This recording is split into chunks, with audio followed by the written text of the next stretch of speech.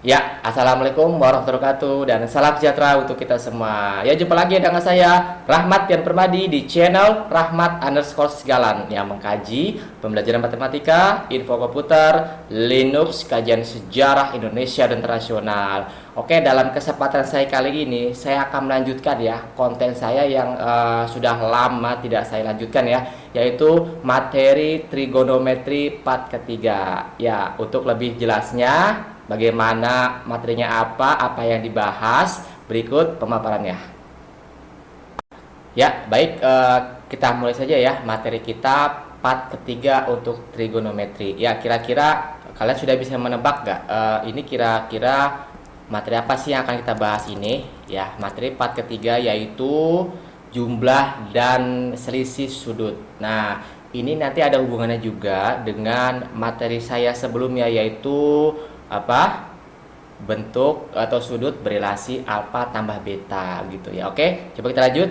Ya, sebelum melanjutkan materi jumlah dan selisih sudut, nah ini saya mengingatkan ya, jangan sekali-sekali atau kalian melupakan sudut istimewa yang berkisar antara 0 sampai 90 derajat. Jadi ini adalah modal dasar dalam trigonometri. Nah, saya berharap kalian ini paham dan hafal ya dalam kepala kalian. Nanti materi trigonometri ini mungkin nanti saya akan buat per part sampai part 6 atau part ke 7 sampai dengan apa identitas trigonometri. Jadi ini ada modal dasar buat trigonometri. Lalu yang kedua, ini jangan sampai lupa juga mengenai kuadran. Jadi kuadran itu ada K1, K2, K3 dengan keempat dan sebagainya, beserta sudut minimum dengan maksimum di tiap-tiap kuadran. Oke. Dan materi ini yang pernah saya sebut juga ya, yaitu konsep yang pernah saya buat. Jika kalian ingin memakai ya silakan monggo. Jika kalian ada, dan saya harapkan kalian mempunyai konsep sendiri ya, berpikir open box atau kreatif seperti itu ya.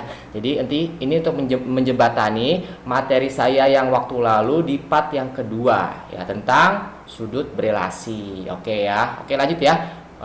Kita langsung masuk ke materi intinya ya, yaitu jumlah dan selisih sudut. Nah, di awal dari frame tadi ya, kita lihat sini ada sudut, ada alfa, ada beta. Ini adalah selisih ya. Jadi jumlah itu adalah tambah, selisih adalah kurang. Apa sih yang tambah dengan kurang? Ya tentunya dengan hanya berkisar sin cos dengan tangan. Nah, yang akan saya bahas di sini adalah hanya berkisar sin dengan tangan, sin dengan cos ya. Baik itu plus minus. Artinya apa plus minus? Sin tambah atau sin kurang dengan cos tambah dengan cos yang kurang. Jadi di sini saya punya konsep ketika sin itu ketika sin tambah atau sin ya, sin itu tidak berubah tandanya. Berarti misalnya sin alfa tambah beta, berarti tambah tetap tambah, kurang tetap kurang. Tapi apa yang kata berikutnya? Bolak-balik sin cos cosin ya. Sin cos cosin. Bagaimana dengan cos? Kalau cos sebaliknya, kalau tambah jadi kurang, kalau kurang jadi tambah. Lalu gimana kalimat berikutnya? Dikelompokkan ya. Cos cos sin sin. Nah, cara memahami gitu ya. Jadi sin sama dengan kalau tambah pasti tetap tambah, kurang tetap kurang, nggak berubah ya. Kalau cos plus jadi kurang dan sebaliknya. Nah, gimana untuk pernyataan selanjutnya? Bolak-balik sin cos cosin ya. Untuk sin cos cosin. Kalau cos dikelompokkan, cos cos sin sin, alfa beta alfa beta. Nah, seperti itu ya urutannya. Jadi untuk memahami konsep yang pernah atau yang ini sebenarnya untuk memperingat diri saya sendiri ya. Jangan andai kata kalian mempunyai teori sendiri atau rumus sendiri dari berbagai sumber, ya monggo silakan ya. Oke, lanjut nih. Lalu bagaimana sih penerapannya dalam soal-soal yang berhubungan dengan sudut berelasi tentunya, baik itu sudut yang sudut yang istimewa maupun yang antara istimewa gitu. Jadi antara istimewa apa sih antara istimewa itu, sudut berapa aja sih? Ya, seperti itu ya. Oke, lanjut. Nah, ini contohnya sin 120. Nah, saya tanya dulu. Waktu trigonometri part kedua, itu kan saya membicarakan tentang kuadran ya. Nah, di sini saya tidak lagi membicarakan tentang kuadran. Kenapa? Karena kita mencoba rumus lain tanpa kuadran tapi menggunakan jumlah dan selisih sudut. Gimana caranya? Oke, bayangkan dulu 120 itu berapa tambah berapa? Bisa 60 tambah 60, 90 tambah 30, atau sebaliknya 30 tambah 90. Nah, kalau saya mengambil angka yang mudah saja ya, 90 tambah 30. Nah, ini kamu harus konsisten. Ketika depannya 90, maka kita anggap dia alfa. Nah, ketika yang belakang kamu jadikan 30, berarti kita anggap dia beta. Boleh gak dibalik? Boleh. Misalnya 90 ditambah 30. Berarti alfanya berapa? Yang depan 30, betanya yang belakang. Jadi harus konsisten. Nah, seperti itu ya. Oke, sekarang sin ditambah. Nah, kalau ditambah tuh diapain tadi? Tandanya nggak berubah tapi bolak-balik sin cos kosin. Nah, seperti itu ya. Jadi rumus ini saya tulis ulang dan sebagai pengingat juga konsep yang tadi pernah saya sebutkan tadi. Ya, seperti ini. Lantas bagaimana cara pengerjaannya? Ya, coba saya geser dulu ya. Ini kameranya. Oke. Sin cos kosin. Nah, 90 ini apa? Alfa. Ini kan beta. Alfa cos alfa sin beta. Tambah nggak berubah, tambah. Nah, coba belajar di luar kepala, jangan lihat tabel. Sin 90 berapa? 1. Cos 30 setengah akar 3. Cepet ya, jangan lola lagi gitu ya. Jadi ini udah part ketiga, jadi kalian sudah agak mahir seperti itu ya. Ditambah, masukin angkanya atau tandanya taruh sini. Cos 90 0, sin 30 setengah. 1 kali setengah akar 3 nya gimana? Tempelin ya. Jangan sampai lupa, itu pelajaran eksponen awal kelas 10 ya. Bentuk akar dan pangkat seperti itu ya.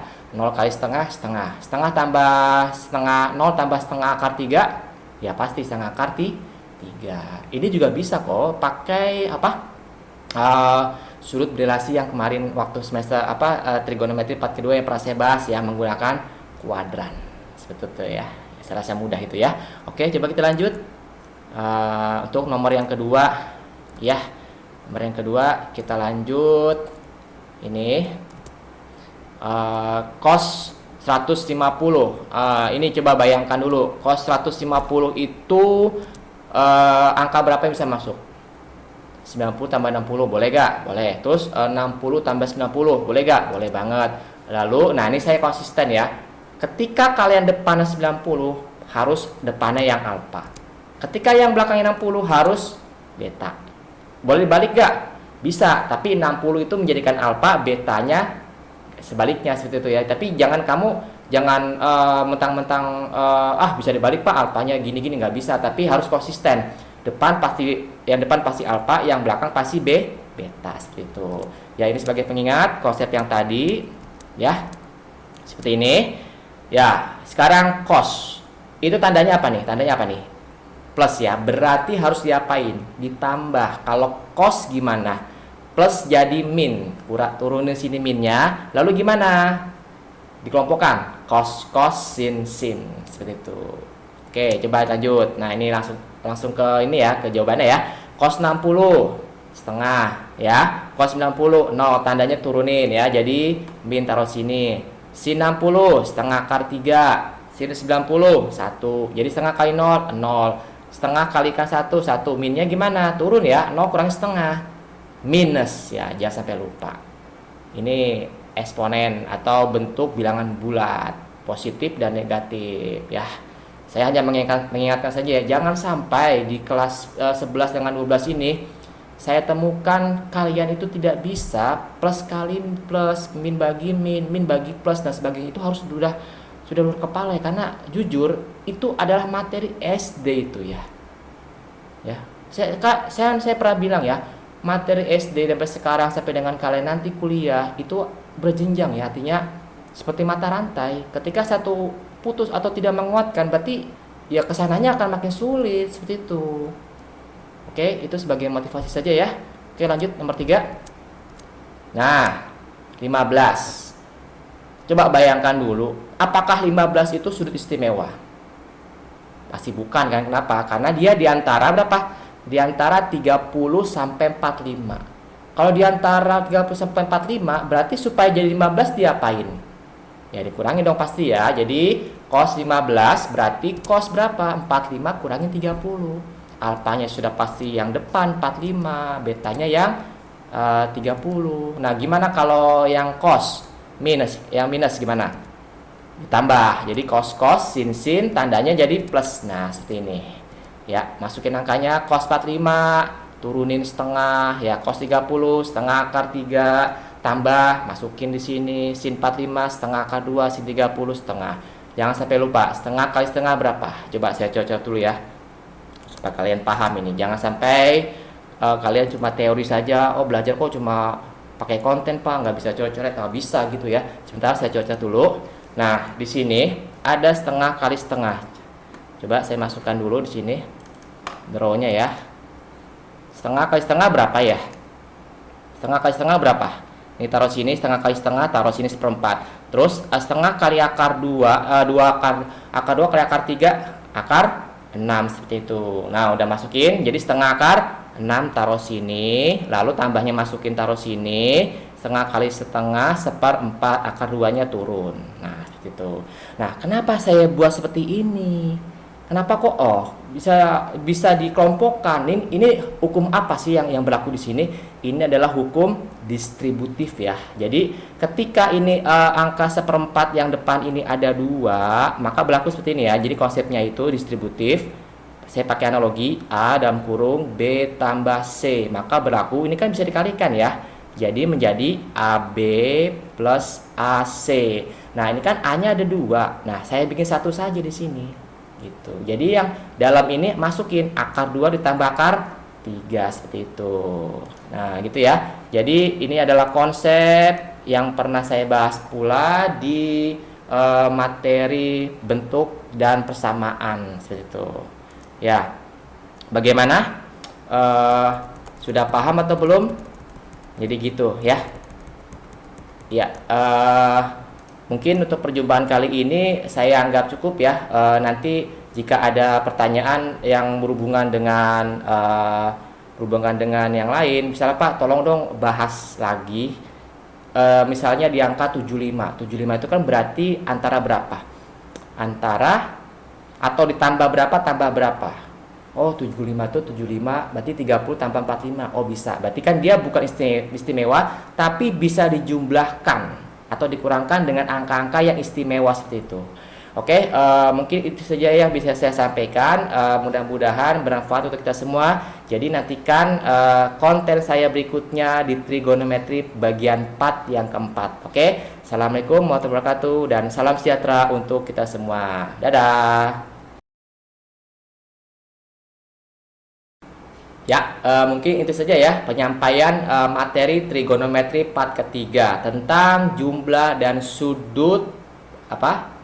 Ya, trigonometri ya, sin baik itu sin maupun cos. Ya, mudah-mudahan di part ketiga ini akan memperdalam materi kita, perpanjangan dari materi part pertama dengan part kedua. Oke, mungkin itu saja ya yang dapat saya sampaikan. Kurang lebih mohon maaf. Oke, jangan lupa like dan subscribe di channel Rahmat_Segalan yang mengkaji, belajar matematika, info komputer, Linux, kajian sejarah Indonesia internasional. Assalamualaikum warahmatullahi wabarakatuh dan salam sejahtera untuk kita semua. Dadah.